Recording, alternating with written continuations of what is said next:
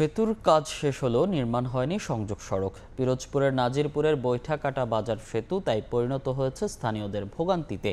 এলাকাবাসী বলছেন, ৩ উপজেলার বাসিন্দাদের যাতায়াত ভোগান্তির পাশাপাশি ক্ষতি হচ্ছে আঞ্চলিক বাণিজ্যে।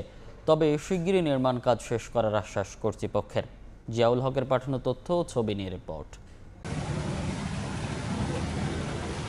২০২২ সালের জুলাইয়ে পিরোজপুরের নাজিরপুরের বৈঠাকাটা বাজারের খালে শুরু হয় প্রায় ১২ মিটার দীর্ঘ সেতুর নির্মাণ কাজ।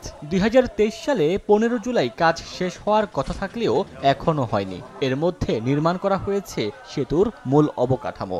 তবে সংযোগ সড়ক নির্মাণ না করায় তা ব্যবহার করতে পারছেন না কেউই। স্থানীয়রা বলছেন, সেতুটি ব্যবহার করতে না পারায় ৩ উপজেলার বাসিন্দাদের যাতায়াতের ভোগান্তির পাশাপাশি ক্ষতি হচ্ছে আঞ্চলিক বাণিজ্যে। পশ্চিম মাথাওয়ালাটা মনে হয় হাসপাতাল, বডিগার্ড হাসপাতাল, একজন রোগী আসলে যাইতে পারে না। আইন শৃঙ্খলা বাহিনীর ফাঁড়ি থানা আছে, তারা যে কোনো সময় যে কোনো অঘটন ঘটলে তারা একটা হোন্ডা নিয়ে বের হয়ে যেতে পারে না। ট্রাকগুলো ঢুকতে পারে না, তাদের মাল বহন করতে বা বের করতে তাদের ক্যারিং কস্ট অনেক বেশি লাগে। ৩ বছর পর্যন্ত এটা পরিত্যক্ত অবস্থায় পড়ে আছে।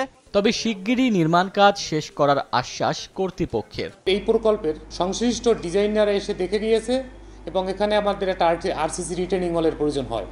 রিটেনিং হল প্রয়োজনীয়তার কারণে এই ব্রিজটা একটু আমাদের রিভাইজের দেখা দিয়েছে। অর্ধেক পাউডারে দ্বিগুণ উজ্জ্বলতা, নতুন রিন অ্যাডভান্সড অর্ধেক পাউডারে দ্বিগুণ উজ্জ্বলতা।